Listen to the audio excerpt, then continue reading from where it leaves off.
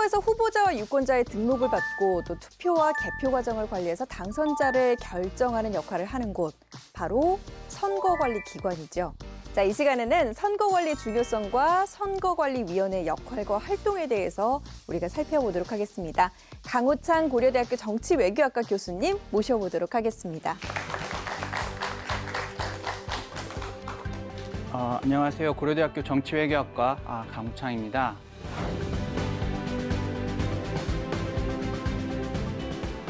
소개해 주신 대로 선거관리의 중요성과 선거관리위원회의 역할, 그리고 한국 국민들이 선거관리위원회 활동에 대해서 어떻게 생각하고 있는지 살펴보는 시간을 갖도록 하겠습니다.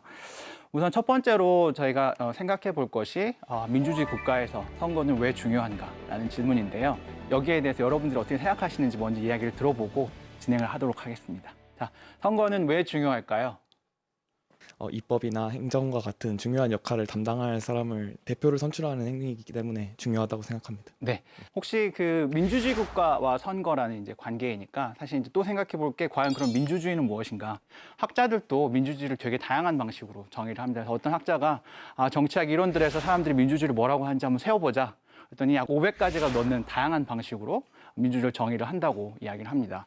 그 대강의 내용을 크게 요약을 해보면 민주주의가 어떤 정치 체제가 국민을 위해서 무엇을 해줄 수 있는가, 이런 실질적인 차원에 초점을 맞추는 민주주의적 정의가 있고, 어떻게 해서 권력을 잡을 사람들을 뽑을까, 경쟁을 통해서 뽑는 것, 이런 것들이 민주주의라고 이야기하는 정의들도 있는데, 조금 더 구체적으로 얘기를 해보면 실질적 최대주의적 민주주의라고 하는 것은 사회 구성원 모두가 인권과 같은 다양한 형태의 시민적 자유, 그리고 법 앞의 평등과 같은 사회적 기본권을 보장해 줄 때, 실질적인 정치 체제에서 살아가는 사람들의 삶과 관련된 그걸 불평등을 해소해 주는 게 민주주의다라고 정의하는 최대주의적 입장이 있고, 반면에 권력을 잡는 것이 어떤 방식으로 이루어지는가가 중요하다. 절차가 중요하다는 차원에서 최소주의적 민주주의로 정의를 하는 경우가 있는데, 최소주의적 정의를 사용하는 슌페더 같은 학자는 민주주의를 유권자들의 표를 얻기 위한 경쟁을 통해서 누가 권력을 획득할지를 결정을 하는 정치 체제가 민주주의라고 얘기를 하고, 또 폴리아키라는 개념을 제시를 했던 로버트 다일 같은 학자는 공정하고 빈번하고 자유로운 선거를 통해서 그러니까 선거를 통한 경쟁이 이루어지고, 또 출마와 투표를 통해서 참여할 수 있는 어떤 자유가 그런 권리가 사회 구성원 모두에게 보장되면 민주주의다라고 이야기를 합니다. 크게 보면 사실 그 최대주의적 실질적인 삶에서의 어떤 민주주의라는 것은 결국은 어떤 그 최소주의적인 정의가 충족이 될 때만 그 민주주의라는 그 최대주의적인 어떤 정의 또한 달성이 될 수가 있기 때문에, 결국은 그 선거를 통해서 공정하고 자유롭게, 그리고 이제 빈번한 주기적으로 선거를 통해서 권력을 잡을 사람을 결정하는 것, 누가 권력을 잡을지를 결정하는 것이 그 영어 표현으로는 the only game in town이라고 하는데요. 그러니까 선거를 통해서 이걸 선출하는 것이 규칙, 이런 규칙을 모두가 받아들이는 체제는 민주주의라고 볼 수 있다라고 이야기를 합니다. 이러한 정의를 놓고 보면, 그래서 이제 선거가 왜 민주주의에서 중요한가, 선거라는 건 결국 선거가 어떻게 이루어지는가가 어떤 체제가 민주주의냐 아니냐를 판별할 수 있는 어떤 시금석이 될 수 있다는 점에서 선거가 중요하다고 볼 수 있을 것 같습니다. 그럼 이제 보다 구체적으로 이야기를 해서, 방금 이제 제가 선거가 절차적인 차원에서 공정하고 자유롭다, 빈번하다는 건 뭐 분명하게 그 뜻이 무엇인지는 이제 알 수 있을 것 같은데요. 뭐 매번 한국 같은 경우는 국회의원 선거도 4년마다 이런 식으로 이제 빈번하게 치러지도록 되어 있으니까, 그렇다면 선거가 공정하고 자유롭다라는 게 과연 무슨 뜻인가? 선거 운동에서 일어나는 선거 운동을 자유롭게, 선거 운동의 과정에서 후보자가 됐던 어떤 이제 유권자가 됐건 자신의 견해를 어떠한 그 제약 없이 자유롭게 표현할 수 있는 자유가 있을 수 있겠고요. 또 다른 자유가 선거에 출마할 수 있는 자유. 이런 것들이 이제 선거 운동에서의 어떤 자유라고 볼 수가 있을 것 같습니다. 근데 이제 공정이라고 했을 때는 이제 마찬가지 이런 내용들과 표가 선거 결과에 미치는 과정에서 나타나는 공정과 함께, 또 이제 선거 운동에서 참여할 수 있는 그러니까 말씀드렸던 이제 경쟁을 공평하게 할 수 있는 기회, 이런 것들이 이제 그것이 얼마나 과연 보장되는가. 특히 이제 앞으로 조금 더 구체적으로 얘기를 할 텐데, 선거 운동에 선거 자금을 모은다던가, 아니면은 그 이제 선거 자금을 모으는 과정에서 나타나는 어떤 공정한 기회가 과연 얼마만큼 후보자들에게 잘 주어졌는가, 이것이 이제 공정을 평가하는 기준 중에 하나가 될 수 있을 것 같습니다. 이 한국의 헌법과 법률 또한 이런 이제 방금 말씀드린 선거의 공정성과 어떤 선거에서의 자유를 보장하는 것을 매우 중요하게 생각하고 있는데 첫 번째로 이제 헌법 25조에 따르면 모든 국민은 법률이 정하는 바에 의하여 공무 담임권을 가진다. 공무 담임권이라는 건 이제 공직에 출마할 수 있다라는 게 공직을 출마하거나 하고자 하는 기회를 얻을 수 있다. 그러니까 아까 말씀드렸던 어떻게 보면은 참여할 수 있는 자유와 이제 넓은 의미로 해결할 수 있을 것 같고요. 그리고 이제 이러한 선거가 자유롭게 공정하게 치루어지는 것도록 하는 것이 바로 선거관리위원회의 역할이다라고 이제 규정을 하고 있습니다. 이제 헌법 114조에 따르면 선거와 국민투표의 공정한 관리 및 정당에 관한 사무를 처리하기 위해서 선거관리위원회를 둔다. 바꿔 말하면 이제 선거관리위원회가 존재하는 것은 이런 이제 헌법적인 헌법에 근거를 하고 있는 기관이라고 볼 수 있습니다. 또 공직선거법 1조 또한 선거가 국민의 자유로운 의사, 민주적인 절차에 의하여 공정하게 행해지도록 하고 선거가 관련된 부정을 방지하는 것이 민주주의 발전에 기여할 수 있다라고 얘기를 함으로써 이렇게 이제 선거에서 가장 중요한 게 자유와 공정이라는 것은 단순히 이제 학계에서만 논의하는 것이 아니고 대한민국의 헌법과 법률을 통해서 보장하고자 하는 두 가지 중요한 가치라는 점을 이해하셨으면 좋겠습니다. 자, 근데 실생활에서 이 자유와 공정이라는 두 가지 가치가 과연 동시에 충족할 수 있을까요? 자유를 추구하는 것과 공정을 추구하는 것, 이게 동시에 양립할 수 있는 뭐 그런 경우도 있겠지만 실제적으로 현실상에서는 이 두 가지 가치가 충돌하는 경우도 발생을 합니다. 예를 들어서 선거 운동 과정이나 선거 자금과 관련된 부분인데 선거 자금을 어떤 후보가 무한정 쓸 수 있다. 돈을 무한정 쓸 수 있으면 돈을 무한정 쓸 수 있는 후보가 유리하겠죠. 혹은 개인이 돈이 많거나 혹은 아니면은 돈이 많은 사람들의 지지를 받아서 선거 운동 자금을 무한정 모을 수 있는 사람들이 유리하겠죠. 그러니까 이런 경우에 어떻게 보면 이제 자유를 극대화, 부자들의 어떤 정치적 의사 표현을 극대화할 수 있는 자유를 부여하는 것이 어떻게 보면은 금력에 따라서 이 차이가 있는 돈이 좀 없는 사람들의 정치적 의사를 표현하는 자유에는 어떻게 보면 이제 공정하지 못하다. 이런 두 가지 이제 충돌이 발생할 수 있는데 따라서 이 선거운동 과정에서 발생할 수 있는 자유와 충돌이 발생을 할 때 과연 이 두 가지의 서로 다른 상충하는 가치를 어떤 식으로 균형을 잡을 것인가 이거를 얼마나 잘 균형을 잡는가가 과연 이제 선거 관리의 주된 목적이고 이걸 잘할 수 있을 때 선거 관리가 잘 되었다라고 말을 할 수 있을 것 같습니다. 우리 한국 선거관리위원회가 이런 역할을 어떻게 하고 있는가? 그리고 이제 또 미국과 비교를 해서 이런 이 자유와 공정의 충돌을 어떻게 해소하는가에 관한 이야기를 제가 조금 더 나중에 더 자세하게 할 텐데 그 전에 이제 저희가 이제 선거관리위원회에 대해서 잠깐 얘기를 해보면 좋을 것 같아요. 왜냐하면 사실 선거관리위원회라는 명칭은 알고 있겠지만 선거관리위원회 웹사이트 같은 데 혹시 들어가 보신 적 있으신가요? 선거관리위원회가 무슨 일을 하는지 정확하게 살펴보거나 어떤 이 규모가 어떻게 된다거나 뭐 이런 거를 생각해 볼 기회는 별로 없을 거라고 생각을 하고 그래서 이제 그 부분에 대해서 간략하게 선거관리위원회 역사라든가 헌법적 지위에 대해서 잠깐 살펴보도록 하겠습니다.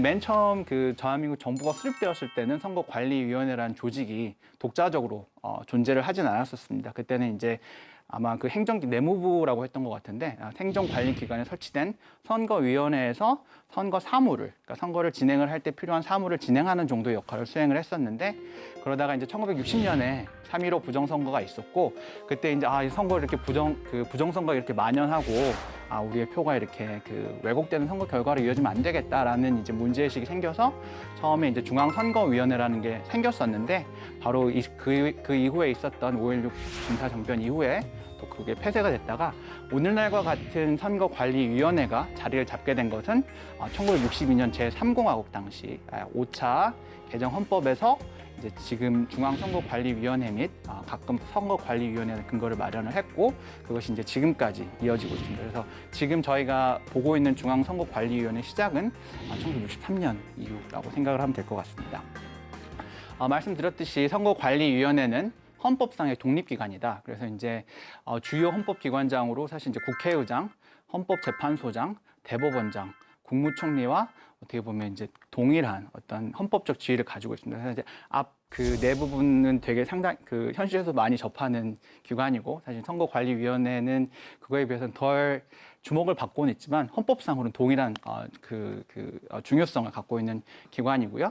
또 선거관리위원회의 어떤 중립성과 공정성을 보장하기 위해서 선거관리위원회에 소속된 사람들은 특정 정당이나 정치활동에 관여할 수 없고 대신 이제 외부 간섭과 영향에서 이제 자유롭기 위해서 헌법과 법률로 임기와 신분을 보장을 하고 있습니다.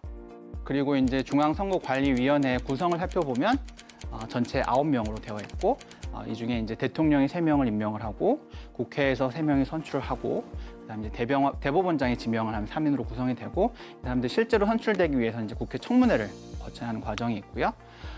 흥미로운 거는 이제 선거관리위원장 이 중에 이제 호선을 위해서 선출된 선거관리위원장은 현직 대법관이 겸임을 합니다.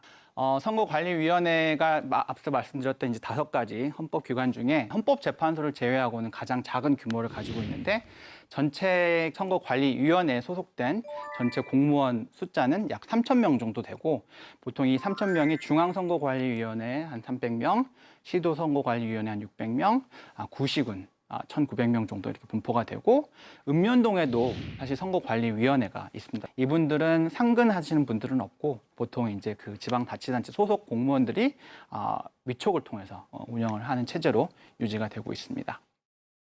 그 다음에 이제 선거관리위원회의 기능에 대해서 이야기를 해보면 사실 선거관리위원회라는 명칭이 말을 하듯이 제일 중요한 건 선거 관리에 관한 것이겠죠. 그래서 선거 관리라고 하면은 그 공직선거법에서 규정하고 있는 대통령 선거, 그다음에 국회의원 선거, 지방의회 및 지방자치단체장 선거 이렇게 4가지가 공직선거법에서 관리하고 있는 선거들이고요. 그 소개하는 부분에서 말씀을 드렸듯이 이런 선거 관리 절차는 선거 예비 후보자 등록하고 선거인 명부를 작성하고 그다음에 후보자 등록을 하고 선거운동을 관리하고 투개표를 관리하고 당선인을 결정한 이 모든 선거 절차에 관한 모든 과정을 선거관리위원회에서 담당을 하고 있습니다. 그 밖에 또 중요한 것이 이제 선거관리 과정에서 발생하는 어떤 위법 행위들, 공명선거를 위한 선거운동 및 선거법 위반 행위가 발생을 했을 때 이거를 위법 행위에 대해서 중지를 하거나 경고나 시정을 내리는 것 그런 것까지도 선거관리위원회가 가지고 있는 기능 중에 하나이고 그 밖에 이제 선거가 끝난 이후에는 선거 비용 이제 나중에 또 나오는 얘기지만 한국에서는 선거를 할 때 정확한 액수가 정해져 있습니다. 이 이상 사용하면 안 된다라는 액수가 정해져 있는데 그 액수가 얼마인가를 결정하는 것도 선거관리위원회의 그 기능 중에 하나이고 또 그 각각 후보자들이 선거 비용을 모으는 과정 그리고 이제 지출하는 과정이 법률에 의해서 적법하게 그렇지 않을 경우에 처벌하는 것도 선거관리위원회의 기능으로 되어 있습니다. 사실 이제 저희가 선거관리위원회를 할 때 3대 선거, 대통령 선거, 국회의원 선거, 지방선거 이렇게 3가지인데 사실은 이제 최근에는 농협이라던가 축협이 뭔지는 아시죠? 농협이나 축협 조합장 선거도 선거관리위원회에서 이건 이제 국가의 법으로 그건 선거관리위원회에서 그러니까 관리를 하도록 법으로 규정이 되어 있고요. 그 밖에 좀 드물긴 한데 국민투표라던가 주민투표, 주민소환투표 같은 것도 만약에 일어나게 된다면 이것도 선거관리위원회에서 할 수 있도록 되어 있고요. 그러면 이제 선거가 없을 때는 선거가 되게 많기는 하지만 사실 선거가 없을 때도 있지 않을까요? 그렇죠? 선거가 없는 시기에는 그럼 선거관리위원회는 무엇을 하느냐? 이때도 해야 될 일이 되게 많은데 예를 들어 이제 정당이라던가 정당의 정치 자금에 관련된 사무 관리, 그다음에 또 민주시민 교육, 그다음에 선거 정치 제도 연구 같은 것도 선거관리위원회에서 담당하는 사무 중에 하나입니다. 지금까지 선거관리위원회에 대해서 역할에 대해서 살펴보았는데 이걸 이제 저희가 아까 말했던 선거를 치르는 과정에서 나타나는 자유와 공정이라는 관점에서 이제 핵심은 이 2가지 가치가 충돌을 할 때 어디에 더 우선을 둘 것인가 어디에 더 우선을 둘 것인가에 따라서 선거관리위원회의 역할과 기능이 다르게 정의될 수가 있는데요. 일단은 만약에 자유가 더 중요하다라고 이야기를 한다면 이러한 입장에서 이제 선거라는 건 결국은 국민의 참정권이라던가 표현의 자유를 표현한 장이기 때문에 국민의 참정권이 정부의 규제에서 침해를 받아서는 안 된다라고 이야기를 하는 하는 입장에서는 선거관리위원회에서의 역할은 관리하는 데 집중이 되어야지 그 이상이 되면 안 된다라고 이야기를 하고요. 반면에 이제 공정이 우선되어야 한다. 말씀드렸듯이 정치적 표현의 자유, 특히 이제 그 선거 비용과 관련해서 정치적 표현의 자유를 극단적으로 하다 보면 분권 정치가 만연하게 되고 정치적으로 자금을 많이 가지고 있는 사람, 정치적인 자금을 많이 제공할 수 있는 사람들의 영향력이 커지는 것을 막아야 된다.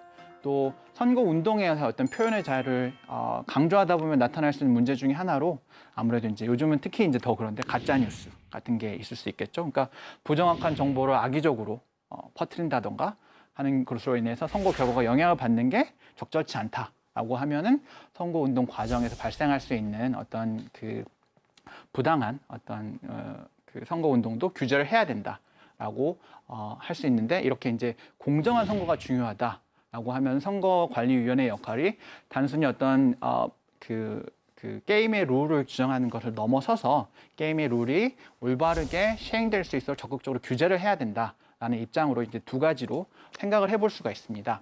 중요한 거는 이제 생각을 해보면 그러면 이제 자유가 중요하냐, 공정이 중요하냐, 그리고 이제 선거관리위원회의 역할에 있어서 관리를 하는데 그치는 어떤 소극적인 역할을 할 것인가, 아니면 보다 관리를 하는 것 넘어서서 보다 적극적으로 규제를 통해서 공정한 선거가 이루어지도록 하는 것이 중요한가라는 이제 질문을 던져볼 수가 있을 텐데요. 이 부분에 대해서 여러분들은 어떤 게 더 중요하다고 생각을 하시나요? 자유와 공정을 굳이 이분법적으로 나눠 생각을 해본다면 공정에 좀 더 추구가 가중돼야 된다고 생각을 했는데, 이제 공정이라는 것이 일정 수준 제도적인 측면에서 달성이 돼야 된다고 보았고, 또한 이 선거관리위원회의 이제 역할과 이런 기능을 생각을 해봤을 때 관리를 한다는 것은 일정 수준 좀 주도적인 측면과 적극적인 측면이 수반될 수밖에 없다고 생각을 했습니다. 그렇다고 가정을 한다면 이제 공정을 유지시키고 어느 정도 실현시키기 위해서는 적극적일 수밖에 없는데, 그렇게 된다면 이제 공정이 먼저 와야 된다고 생각을 했고요. 이제 자유와 같은 측면에서도 무제한적인 자유는 오히려 역효과를 불러일으킬 수 있다고 생각을 했기 때문에 적극적인 개입을 통해서 공정이 달성된다면 자유 또한 일정 수준에서 제도적인 장치를 통해서 보장을 함과 동시에 너무 무제한적으로 이런 역효과를 발생할 수 있는 수준을 억제하는 기능을 동시에 낼 수 있다고 생각했습니다. 네, 저도 기본적으로 그 자유와 공정이라는 것이 이분법적으로 하나가 더 중요하다라고 이야기를 하는 것은 무리가 있다고 생각을 합니다. 이게 특히 이건 또 그 선거라는 과정이 어떤 식으로 치루어져야 할 것인가에 대한 가치에서 개인마다 개개인마다 다른 가치를 가지고 있을 수 있기 때문에 이러한 충돌에 있어서 어떤 것이 우선이 되어야 하는가에 관한 개인적인 답변은 다를 수 있을 거라고 생각을 하고요. 이제 다만 이걸 이제 정책적으로 실현을 할 때 과연 한국의 선거에서 부족한 것이 무엇인가? 지금 한국 선거를 봤을 때 공정하고 자유롭다. 라고 생각을 하시면 뭐 더 이상 제도 개혁을 할 필요가 없을 거고요. 만약에 한국 선거를 생각해 봤을 때 공정한데 자유롭지는 못하다라고 생각을 한다면은 자유를 더 강화하는 방향의 어떤 개혁이나 어떤 정책적인 변화가 있을 것 같고, 반대로 자유롭긴 한데 좀 공정하지 못한 것 같다라고 얘기를 한다면 아마 더 공정한 걸 강조하는 방향으로 바뀌어야 되겠죠. 이렇게 생각을 한다면 이제 가치 차원에서 어떤 거를 우선시하는 것과 조금 다른 질문인데, 한국 선거를 보았을 때 만약에 바꾼다 아니면 만족한다라고 하면 그럴 때는 어떻게 답변을 할 수 있을까요? 저는 한국 선거에서 공정이 조금 부족하다고 생각을 합니다. 자유는 이제 어떠한 정당이나 후보가 이제 선거에 참여할 수 있는 것이라고 생각을 했을 때 충분히 그런 점은 잘 이루어지고 있다고 생각을 하는데, 공정의 측면에서 거대 양당과 소수 정당의 저는 그 거대 양당 중심의 정치가 그리고 선거가 이루어지고 있다고 생각을 하기 때문에 네. 공정이라는 측면이 조금 더 필요하지 않을까라는 생각을 해봤습니다. 네, 거대 정당의 뜻들이 더 반영이 되는 구조다. 하기 때문에 공정을 더 강화하는 방향으로 변화해야 한다는 의견이었고요. 이제 한국의 선거관리위원회 활동을 다른 나라들과 비교해 보면 이제 그 한국 선거관리위원회가 중시하고 있는 것이 어떤 것이다라는 게 이제 보다 명확하게 드러날 수 있을 것 같습니다. 그래서 이제 제가 지금부터는 몇 가지 사례, 두 가지 부분에서 한국의 선거관리위원회 활동과 미국의 선거관리위원회에서 진행하는 활동을 비교를 통해서 한국의 선거관리는 공정이 우선이 두고 있는가, 자유에 우선에 두고 있는가를 살펴보도록 하겠습니다. 첫 번째로 이제 가장 그 한국과 미국의 차이가 가장 극명하게 나타나는 부분이 이제 정치 자금법과 관련된 부분인데요.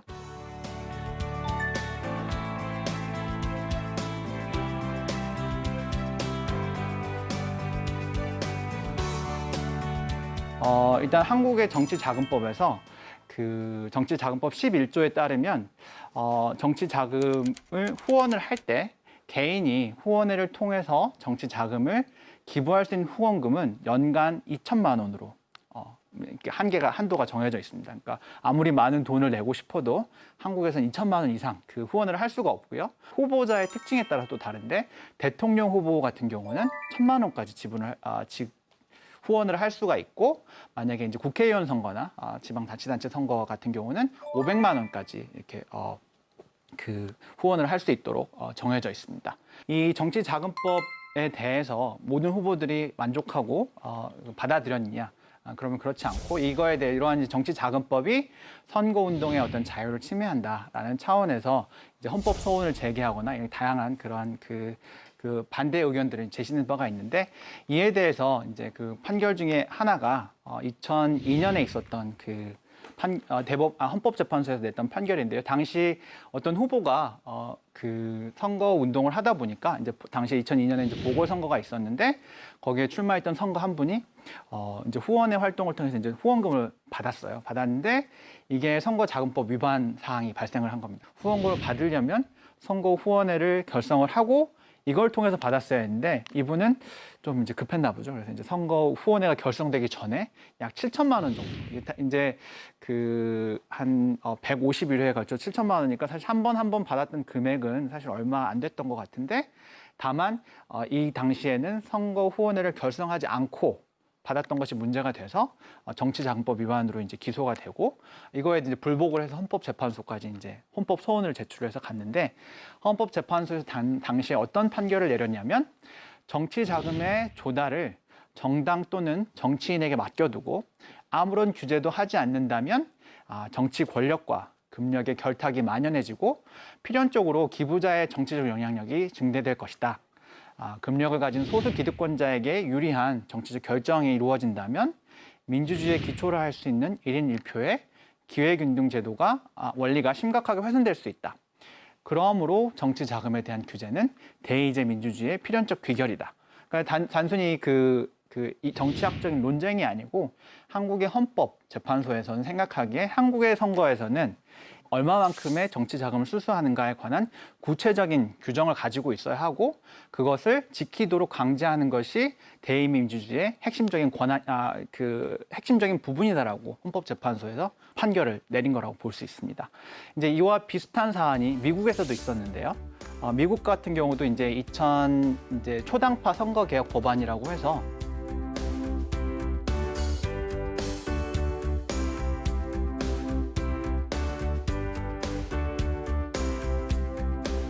미국에서도 마찬가지로 1인당 유권자 1인이 연방의회 선거에 출마하는 후보자들에게 1년 동안 줄 수 있는 총액이 약 48,000불인가 한 6천만 원 정도, 한국보다는 한 3배 정도 높은 수준인데요.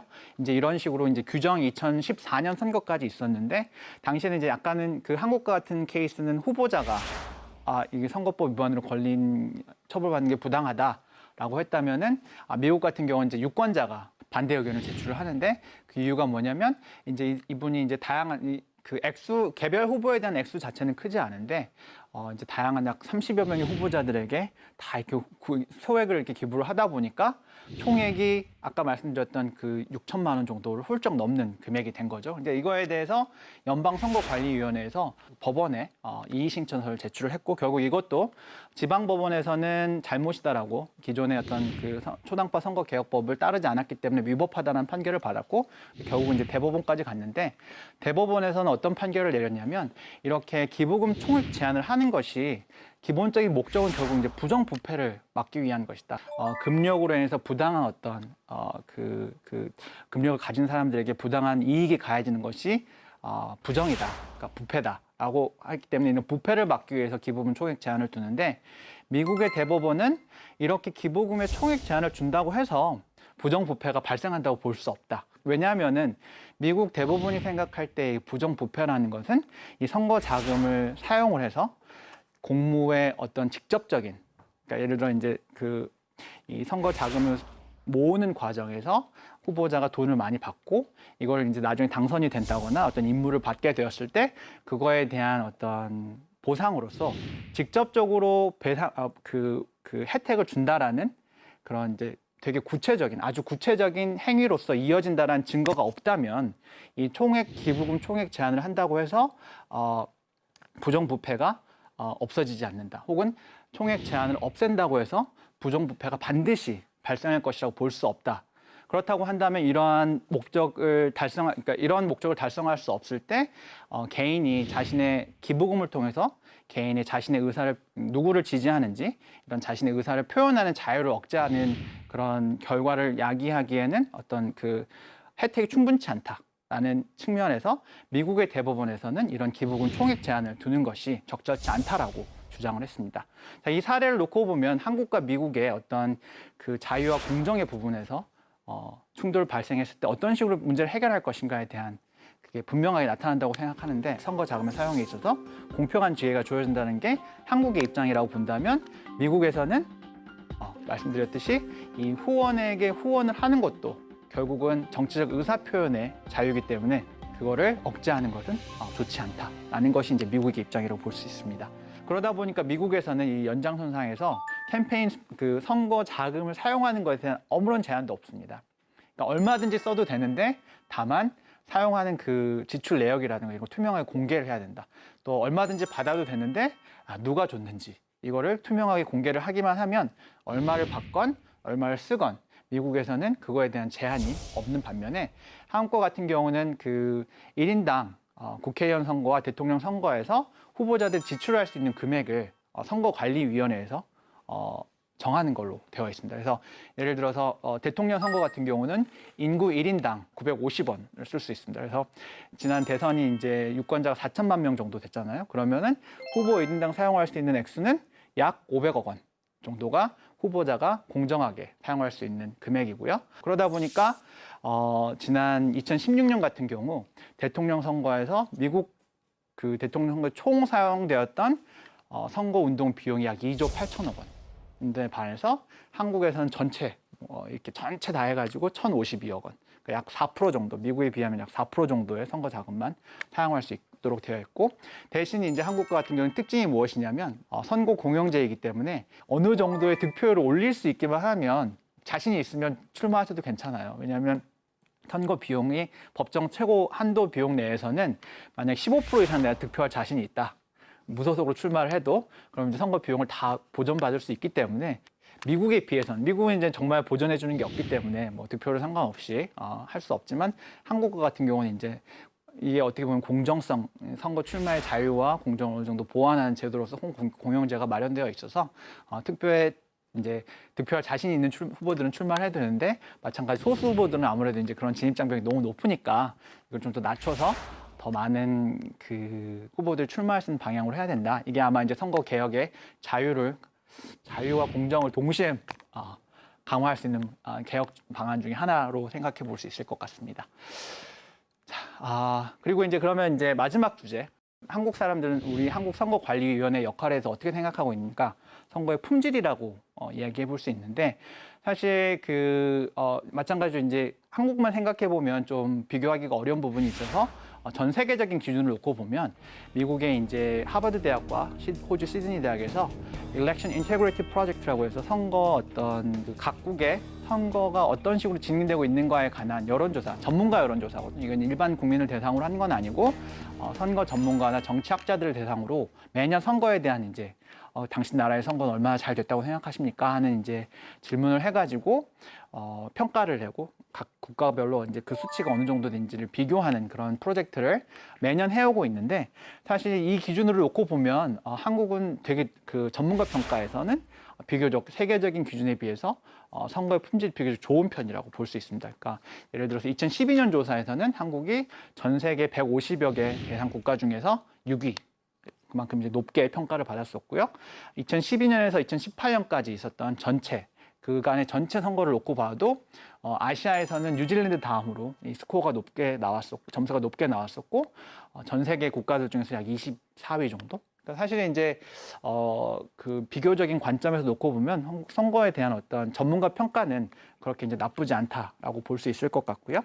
근데 사실 이제 중요한 게 전문가가 아니고 일반 국민이 어떻게 생각하는 거 아니냐. 이제 결국 그게 앞으로 선거관리위원회 활동이나 선거 제도 개혁에 있어서 어떤 방향으로 바뀌어야 할 것인가는 결국 이제 국민들이 어떻게 생각하는 게 중요하지 않느냐라고 생각을 해서 국민들의 생각을 좀 살펴보면 매년 선거가 끝난 이후에 정치학자들과 이제 선거관리위원회가 유권자들이 선거에 대해서 어떤 식으로 생각하고 있는가를 조사하는 경우가 있는데 이때 이제 그때 그 사용되는 문구 중에 선거와 관련된 중앙선거관리위원회 감시 단속 활동이 얼마나 공정했느냐 이런 문항이 있거든요. 그거에 대한 답변을 살펴보면은 2007년 대선에서는 약 60% 정도가 매우 공정했다. 어느 정도 공정했다 이렇게 대답을 했었고 최근에 있었던 19대 대선 같은 경우는 약 72% 정도. 그러니까 점점 이제 올라가고 그 20대 총선 같은 경우는 76% 정도까지 선거관리위원회 감시 활동이 공정했다 이렇게 평가를 했었고요. 그다음에 선거 후보자 토론위원회, TV 토론회에 대한 활동도 지금 문항에 따라 좀 차이가 있는데 21대 총선 같은 경우는 약 85% 정도가 이번 TV 토론회는 어느 정도 공정하게 진행됐다라고 이제 평가를 하는 것으로 나타났습니다.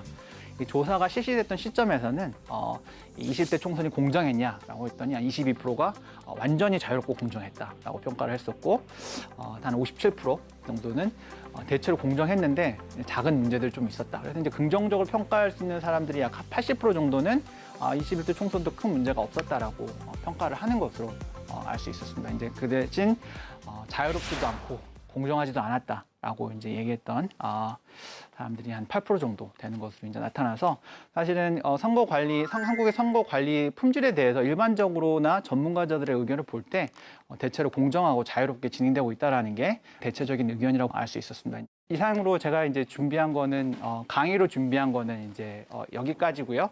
해당 주제에 대해서 말하고 싶은 내용이 있으면 얘기를 하도록 하겠습니다. 주로 공정성 측면에 대해서만 생각해 보게 됐었는데 자유라는 것도 그 공정 못지않게 중요한 축으로 하나 존재한다는 사실을 알게 돼서 되게 인상 깊은 강연이었습니다. 네. 마지막으로 선거관리위원회가 뭐 이렇게 좀 역할을 해줬으면 좋겠다라던가 아니면 뭐 한 줄 정리 좀 해주실까요? 네, 말씀드렸듯이 선거 관리라는 건 결국은 이제 서로 다른 가치들 중에 정확한 좋은 밸런스라는 게 무엇인가 이걸 찾아가는 건데 사실 이제 그 정답은 없다고 생각을 하고요. 이게 이제 그게 어떤 게 그 사람들이 원하는 것인가를 잘 파악하고 그걸 나아가는 방향으로 초점을 맞춰줘야 한다고 생각을 하고 한국 선거에서는 사실 제가 생각하기에도 자유라는 부분을 좀 더 보장하는 방향으로 이렇게 밸런스를 맞춰줄 필요가 있다라는 게 어떻게 보면 이제 전문가들의 저의 생각인 것 같고요. 말씀드렸듯이 설문조사에서도 이런 공정성 못지않게 자유에 관한 어떤 설문조사들도 많이 있어서 국민들의 의견이 무엇인지를 잘 파악할 수 있는 그런 방향으로 진행이 되었으면 좋겠습니다. 네, 우리나라 한국선거관리위원회가 가지는 의미와 또 역할들 함께 살펴볼 수 있었던 그런 귀한 시간이었습니다. 함께해 주신 여러분 고맙습니다.